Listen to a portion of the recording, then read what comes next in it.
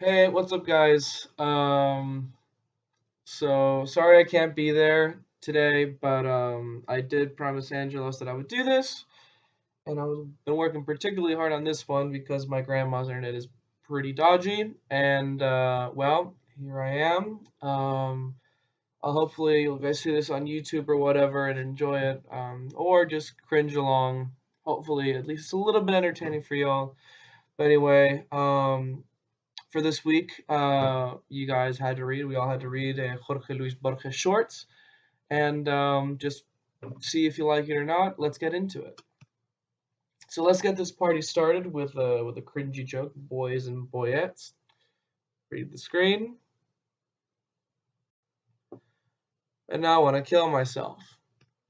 So who is Jorge Luis Borges? He was born in Buenos Aires on August 24th, 1899, and he died in Geneva, Switzerland, on June 14th, 1986. He wrote short stories, essays, poems, and translations, and for some reason he was allergic to novels, never wrote one, had a profound hatred for them, and he learned English before he learned Spanish. He is known for writing a lot of different works, such as Laberintos, but his two most famous ones are Ficciones and The Aleph. He was appointed director of the National Public Library in 1955 after the ousting of Juan Perón, the dictator of Argentina, who married Evita, as some of you might know, and he was the professor of English literature at the University of Buenos Aires. He was extremely vocal regarding his political leanings. Perdón, mamá, fuera. And he was anti-communist, anti-Peronist, and anti-fascist. And certain literary critics consider Borges' works as the beginning of magical realism, and, I didn't know this, he is a knight of the British Empire. Thought that was quite interesting. His progressive blindness helped him innovate and explore literary symbols through his imagination. So, opinion on novels. I thought this was actually really funny. I'd like to share it with you guys. I never thought of writing novels. I think if I began to write a novel, I would realize that it's nonsensical and I wouldn't follow through on it. Possibly this is an excuse dreamed up by my laziness. When Patricia said that it was because he was lazy, I thought that was hard to believe. But here you go, it's because he was just lazy. And the essential advantage I see in it is that the short story can be taken in at a single glance. On the other hand, in the novel, the consecutive is more noticeable. And then there's the fact that a work of 300 pages depends on padding, on pages which are mere nexuses between one part and another. So, let's get into the literature. So he's the daddy of magical realism. Magical realism is a style of fiction that depicts a mundane, realistic universe with magical elements. The difference between uncanny and marvelous fantasy, and magical realism is that these magical elements are 100% normalized within the work. So in Jorge Luis Borges' work, we all most actually all of their works or most of their works have elements of magical realism. The Book of Sand is a never-ending book. The Circular Ruins is pretty much a dreamscape where you worship gods. And the South can be, and at least I interpret it as a delirium or a dream. His stories use magical elements as a way to symbolize and analyze different aspects of our metaphysical lives. And Luis Leal states that Borges creates new worlds, perhaps new planets. By contrast, writers like Garcia Marquez, who use magical realism, don't create new worlds, but suggest the magical in our world. All right, here comes Deepwater. Metaphysics. I don't even know what this is anyway.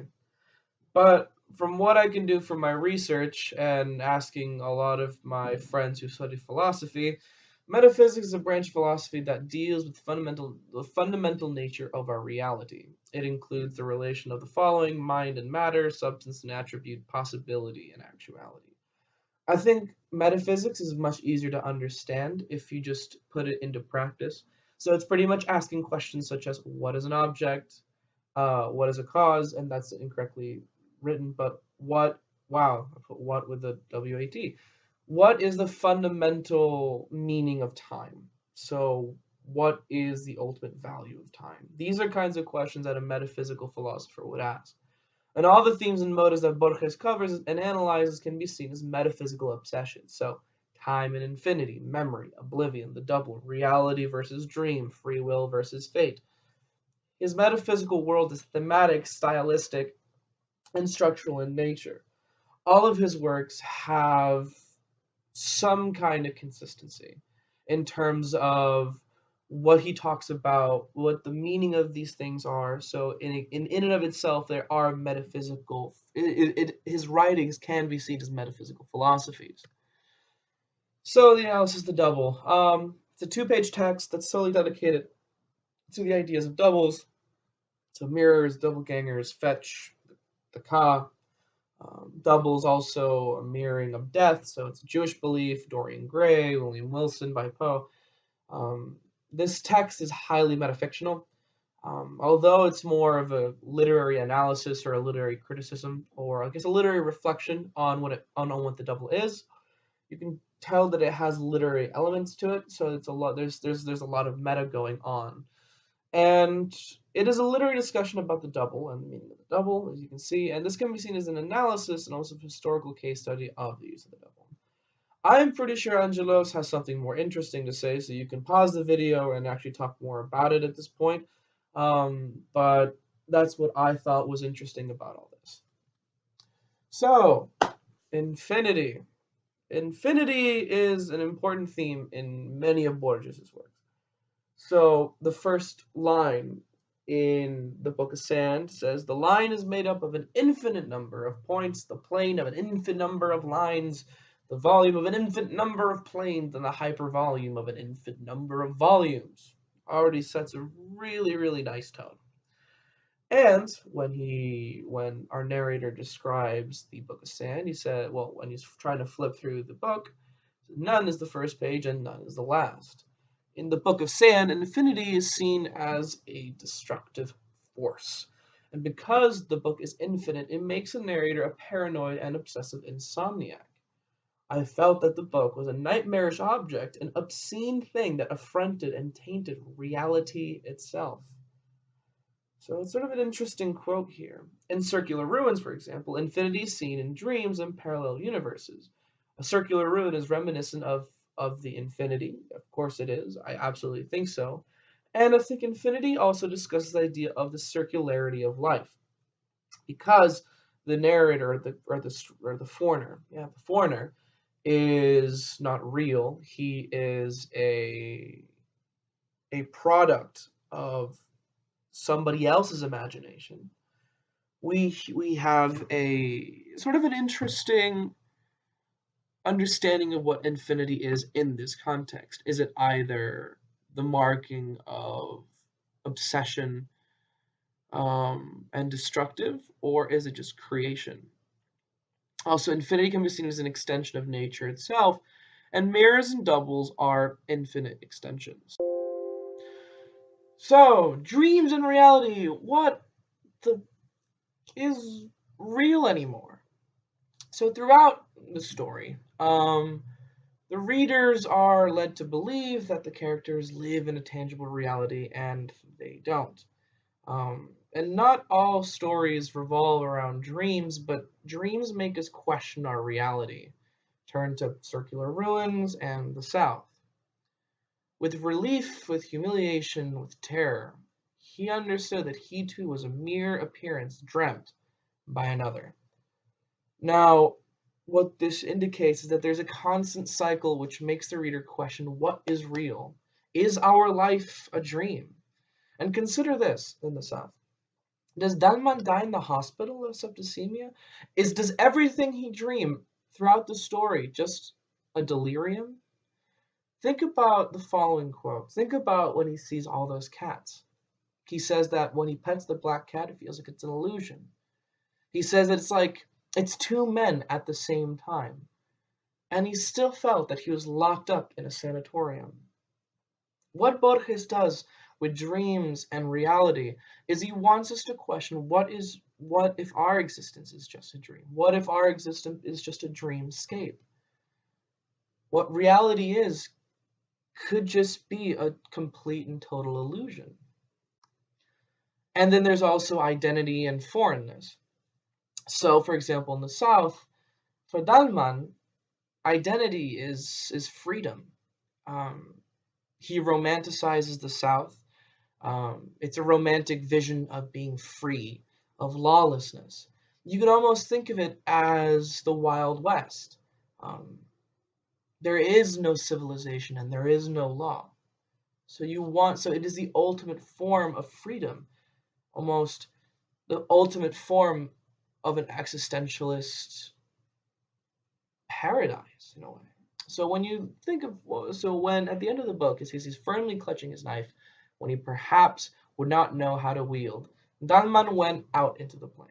So here this ambiguity that he could die at the hands of El Gaucho, but for him he finds more honor dying in a knife fight than in a hospital. It is part of his romantic dream to be an outlaw, to be part of the South. It is really quite romantic. And his delirium is what helps him become what he wants to become. And in Circular Ruins, the foreigner is a stranger to the ruins in which he finds himself. And he is a stranger to the gods that he worships and prays in order to do those ritualistic rites. And in the middle of that story, it says, the man ordered by the divinity to instruct his creature in his rites. So the foreigner has no identity because he is a product of another person's imagination. So we have El Gaucho. El Gaucho can be seen almost as the Argentinian or the Uruguayan cowboy. El Gaucho was a skilled horseman. He was brave and unruly, and he is a national symbol of Argentina and Uruguay. He's a staple of Patagonian culture. And there's a lot of symbolic similarities between um, El Gaucho and the and the American cowboy, as they were lawless and they were free. And when Dalman faces the gauchos who are heckling him, um, Borges writes, from the corner of the room, the old ecstatic gaucho in whom Dalman saw a summary and cipher of the South, his South, threw him a naked dagger, which landed at his feet. So again, you can see a similarity between the South and the Wild West. Borges highly romanticizes El Gaucho, as for him, the figure of El Gaucho represents freedom. It's almost the existentialist way to live. When you are far away from civilization, when you have the right to go out into the plains and live the life you want to live. Um, it is an interesting motive that Borges uses in order to describe um, these themes, I suppose. And then we have movie, Labyrinth. That was dedicated to Selma. Motive, labyrinths. Labyrinths are huge in Borges' works, and I gave you a little meme for all you Spanish speakers, but if you don't speak Spanish, I'd gladly translate it for you. So the two big themes that labyrinths tackle are this idea of fate and free will. The motive of the labyrinth corresponds to Borges' questioning of humanity's ability to choose. Does free will exist?